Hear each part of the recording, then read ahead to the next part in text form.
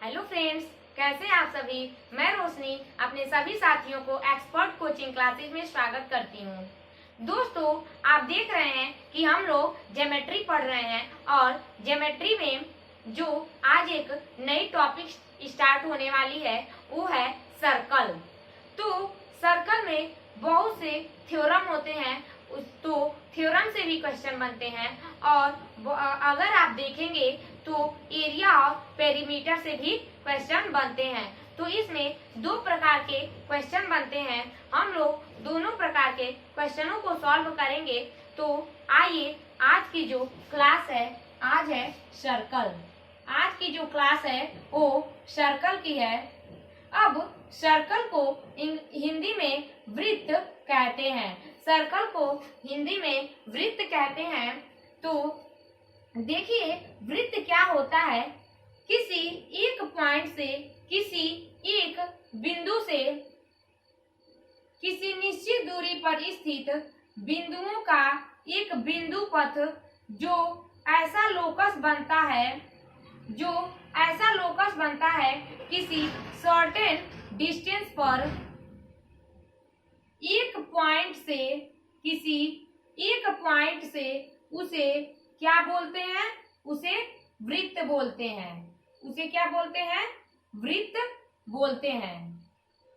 अब आप देखेंगे कि इसमें वृत्त में यहाँ इस पॉइंट से किसी भी पॉइंट की दूरी क्या कहलाती है? त्रिज्या कहलाती है। वृत्त की त्रिज्या कहलाती है। वृत्त की त्रिज्या कहलाती है। इसे इंग्लिश में रेडियस बोलते हैं और हिंदी में त्रिज्या बोलते हैं। अब वृत्त की परिधि के दो बिंदुओं को दो बिंदुओं से मिलने से जो एक रेखा बनती है, वृत्त की परिधि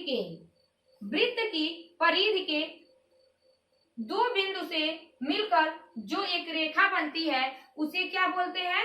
जीवा बोलते हैं। वृत्त की परिधि के दो बिंदुओं से मिलकर जो एक रेखा बनती है उसे क्या बोलते हैं?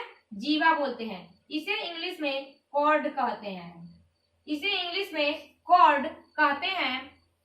अब आप बोलेंगे ये भी तो दो बिंदु है। तो देखिए, ये भी दो बिंदु है और जो दो बिंदु से जो सेंटर से होकर जाती है लाइन, जो केंद्र से होकर लाइन जाती है, उस लाइन को क्या बोलते हैं? डायमीटर बोलते हैं। उसे वृत्त का व्यास बोलते हैं। उसे वृत्त का क्या बोलते हैं? व्यास बोलते हैं। अब इसे क्या बोलते हैं? इसे केंद्र बोलते हैं, सेंटर बोलते हैं। अब आप देखेंगे कि यहाँ से एक लाइन बनाई और यहाँ से एक लाइन बनाई, और अगर मैं पूछूं कि ये क्या होता है, तो देखिए यहाँ से यहाँ तक की दूरी ये जो होती है वो क्या होती है? चाप कहलाती है। इसे इंग्लिश में आर्क बोलते हैं। जैसे मैं नाम दे दूं ए, बी और ओ, तो ये जो ए बी है, यहाँ से यहाँ तक की दूरी वो क्या कहलाती है? आर्क कहलाती है। अब ये जो ए ओ बी है, ए ओ बी, तो ये क्या है? ये होता है त्रिज्य खंड। ये क्या होता है? त्रिज्य खंड होता है। इसे इंग्लिश में सेक्टर बोलते हैं। इसे इंग्लिश में क्या बोलते हैं? सेक्टर बोलते हैं। अब इतना तो आप जान गए। अब मैं इस वृत्त का क्षेत्रफल बताती हूँ कि वृत्त का क्षेत्रफल क्या होता है। तो वृत्त का क्षेत्रफल होता है, जिसे आप इंग्लिश में एरिया बोलते हैं, वो होता है पाई आर स्क्वायर। वृत्त का क्षेत्रफल होता है पाई आर स्क्वायर, और इसकी जो परिधि होती है, आप परिधि भी बोल सकते हैं, और आप इसे क्या बोल सकते हैं, परिमाप भी बोल सकते हैं। तो परिधि क्या होती है, 2 पाई r। अब आप लोग को मैं उम्मीद करती हूँ कि आपको जो भी बताई हूँ वृत्त से संबंधित कि त्रिज्या क्या होती है, व्यास क्या होती है, जीवा क्या होती है, चाप, त्रिज्य खंड, केंद्र और इसके क्षेत्रफल और परिधि, और कभी कभी इसको परिमाप भी बोलते हैं। तो ये आपको समझ में आया होगा। तो ये आप लोग को समझ में आया होगा। मैं अब आप लोग को बताती हूँ कि अगर इसका त्रिज्य खंड का एरिया निकालना होगा तो त्रिज्य खंड का एरिया कैसे निकालते हैं। तो मान लीजिए ये कोई वृत्त है और इस केंद्र से एक ऐसे 2 लाइन बनाई, एक लाइन बनाई और ये जो एंगल दिया है वो दिया है थीटा।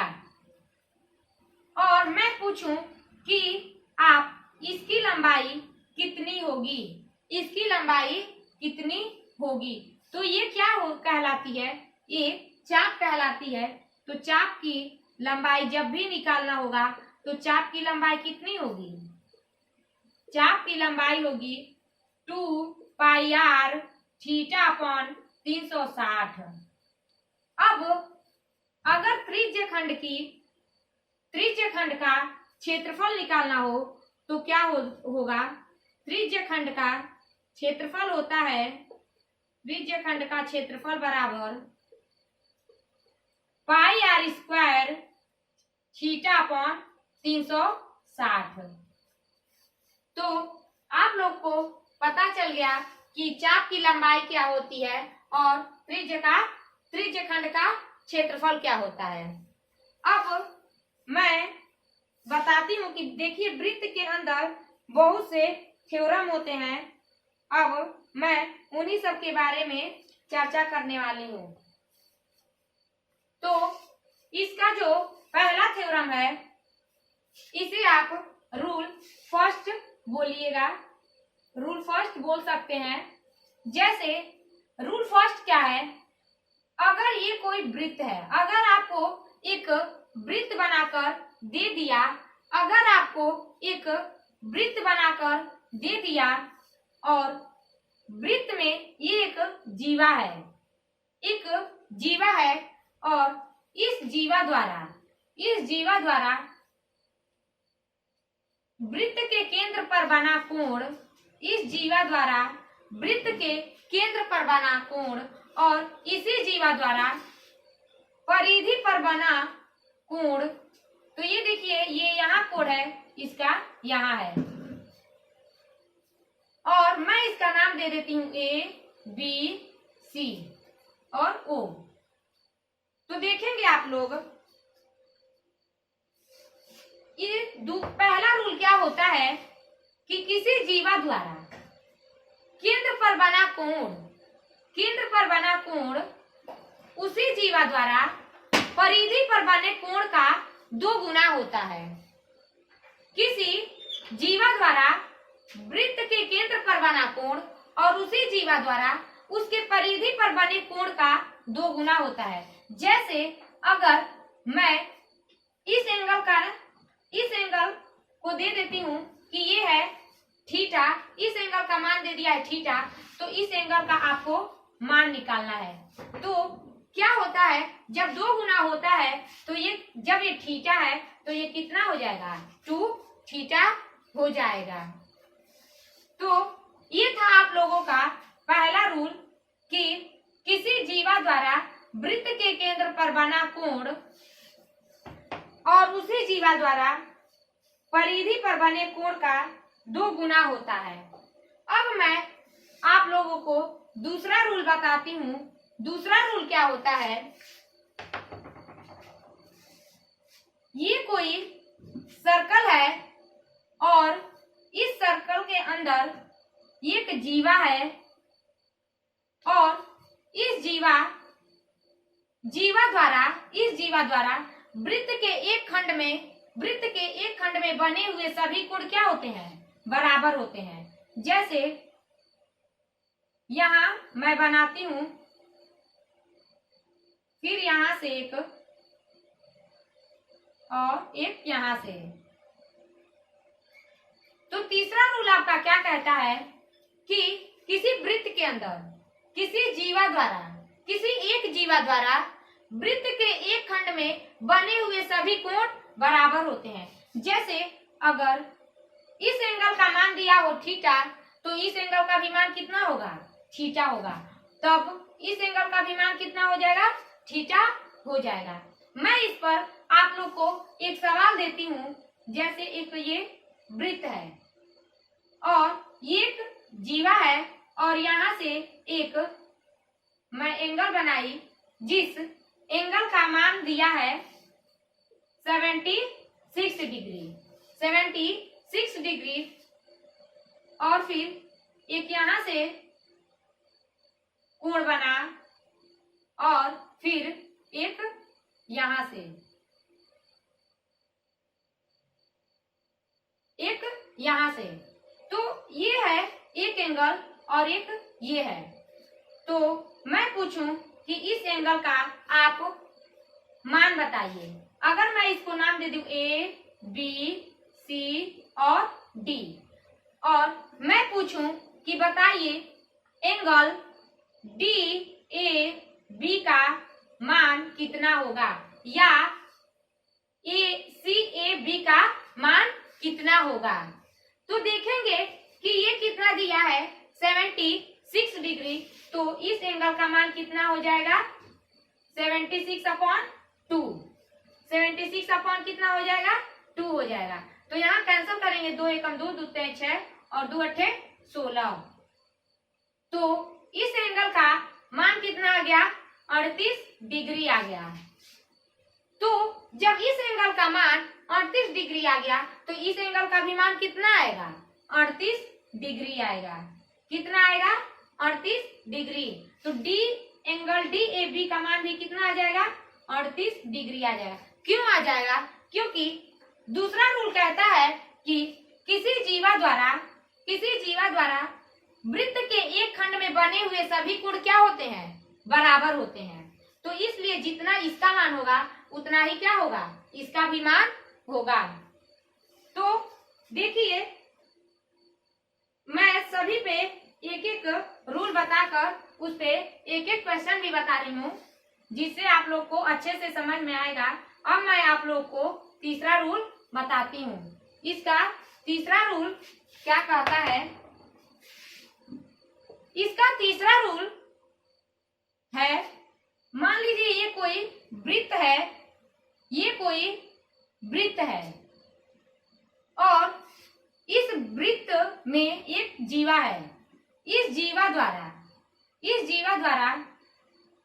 जीवा के दोनों ओर परिधि पर बने हुए कोणों का योग, परिधि पर बने हुए कोणों का योग, इस जीवा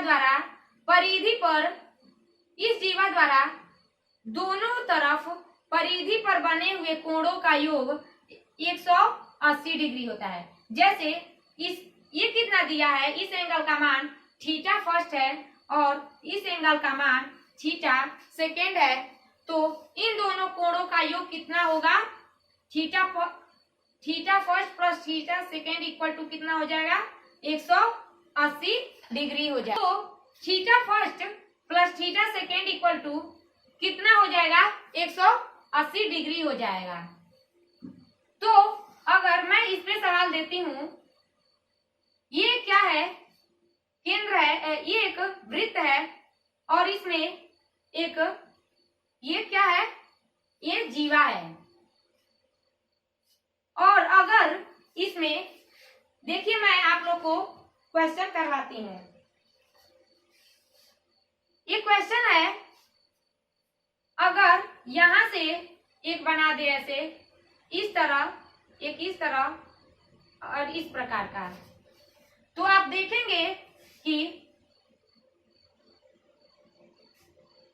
ये क्या है एक चक्रीय चतुर्भुज है। ये क्या है एक चक्रीय चतुर्भुज है। अगर इसमें अगर इसका मान दिया हो 70 डिग्री, अगर इसका मान दिया हो 70 डिग्री और आपको इस एंगल का मान ज्ञात करना है। तो देखिए कैसे आप ज्ञात करेंगे। ये मान लीजिए आपका क्या है, ये मान लीजिए आपका एक केंद्र है। ये क्या है, आपका केंद्र है, और ये क्या है, जीवा है। ये क्या है, जीवा है। तो आप देखेंगे और आपको किसका मान ज्ञात करना है, इसका नहीं ज्ञात करना है। यहां से जो एंगल बना है उसका मान आप लोग को क्या करना है, ज्ञात करना है। इस थीटा का मान आप लोग को क्या करना है, मान ज्ञात करना है। तो कैसे आप लोग ज्ञात करेंगे, देखेंगे कि इसका मान कितना दे दिया है, 70 डिग्री। और अभी आप लोग पढ़े हैं कि इसमें कि किसी जीवा द्वारा बनाया गया कोण, दोनों तरफ बनाया गया जो कोण होता है उन दोनों कोणों का योग कितना होता है, 180 डिग्री होता है। तो अगर ये 70 है तो ये कितना हो जाएगा, तो ये हो जाएगा 180 माइनस 70। तो 180 माइनस 70 कितना हो जाएगा, 110 डिग्री हो जाएगा।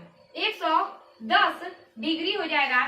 तो जब ये हो गया 110 डिग्री, तो ये भी कितना हो जाएगा, 110 डिग्री हो जाएगा।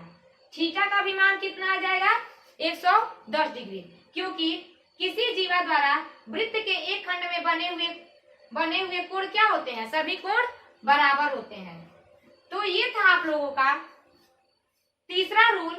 अब मैं आप लोगों को चौथा रूल बताती हूँ। चौथा रूल क्या है,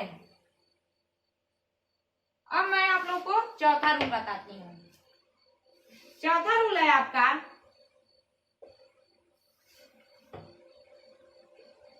ये एक सर्कल है और चौथा रूल आपका होता है अर्धवृत्त में बना कोण समकोण होता है। अर्धवृत्त में बना कोण क्या होता है, समकोण। जैसे यहाँ एक ये केंद्र है और ये क्या है, एक व्यास है। तो यहां से एक एंगल बनाया, तो ये जो एंगल होगा वो कितने डिग्री का होगा, 90 डिग्री का होगा। क्योंकि देखिए ये आधा आधा हो गया और अर्धवृत्त में बना जो कोण होता है वो क्या होता है, समकोण होता है। जैसे आप यहाँ पे कहीं भी मान लीजिए यहाँ व्यास बना दिए, ये क्या है, डायमीटर है, और यहाँ जो आप कोण बनाएंगे वो 90 डिग्री होगा। अगर आप यहाँ से भी यहाँ पे बनाएंगे तो भी ये 90 डिग्री ही होगा। अगर आप यहाँ से यहाँ बना देंगे तो भी ये 90 डिग्री होगा, और अगर आप यहाँ पे भी बनाएंगे तो कितने डिग्री का होगा, ये 90 डिग्री का होगा। तो अर्धवृत्त में बना कोण क्या होता है, समकोण होता है। अब मैं उस पे एक क्वेश्चन देती हूँ आप लोग को। जैसे यहाँ पे इस कोण का मान दिया है, इस कोण का मान 32 डिग्री दिया है, तो आपको इस कोण का मान ज्ञात करना है। आपको क्या करना है, इस कोण का मान ज्ञात करना है। तो आप लोग इस कोण का मान कैसे ज्ञात करेंगे, देखेंगे कि अर्धवृत्त में बना कोण क्या होता है, समकोण होता है। तो ये कितने डिग्री का हो जाएगा, 90 डिग्री का हो जाएगा। ये कितने डिग्री का, जब 90 डिग्री का हो जाएगा तो देखिए इस कोण का मान तब कितना आ जाएगा, 180 माइनस 90 प्लस 32। तो 180 माइनस, अब देखिए इन दोनों को ऐड कर देंगे, 2 और 9 3 12। अब क्या कर देंगे, 180 में से 122 क्या कर देंगे, घटा देंगे। तो 10 में से 2 जाएगा तो 8, यहाँ बचा 7 में से 2 जाएगा तो 5। तो कितना आ जाएगा, 58 डिग्री आ जाएगा। तो इस एंगल का मान कितना आ जाएगा, 58 डिग्री आ जाएगा। तो आप देखेंगे कि मैं आप लोगों को क्या क्या बताई हूँ आज।